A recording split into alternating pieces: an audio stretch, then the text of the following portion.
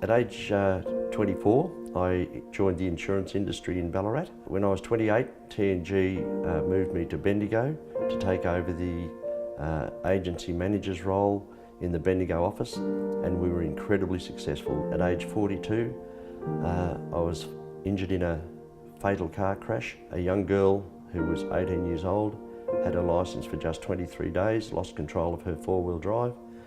She rolled up the highway. I'd stopped my car and it bounced up in the air. The four-wheel drive bounced up in the air and landed upside down on the roof of my car. Emma died, unfortunately, and I was seriously injured. I was a little bit unlucky that I did come across the accident and was, I think, the second one on the scene. I can tell you, I learnt that day that a car crash is not just a car crash. I stayed with John while they cut him out of the car, which took an hour and a half, and by then some friends came and helped me and were with me at the time. I was trying to come to terms with what had happened to me. I had injuries. I was in a pretty bad way. Once John was removed from the car, I accompanied him to hospital in the ambulance, which was something you never think you'd have to do.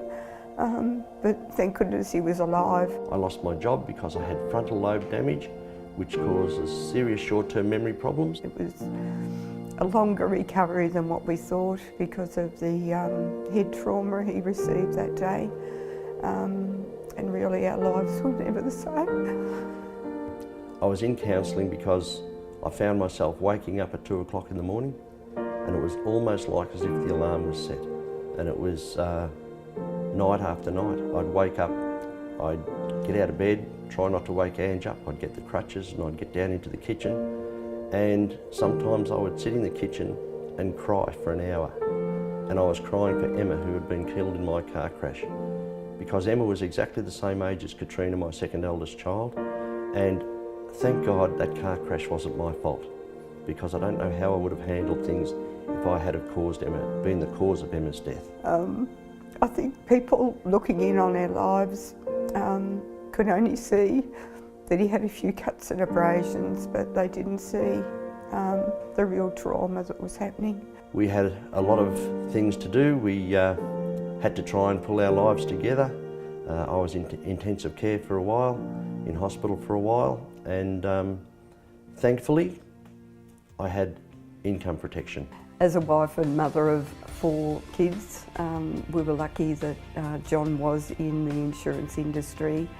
If we weren't, I don't think we would have looked at income protection, which, looking back now, was the most important thing that we did have, and it kicked in pretty well straight away.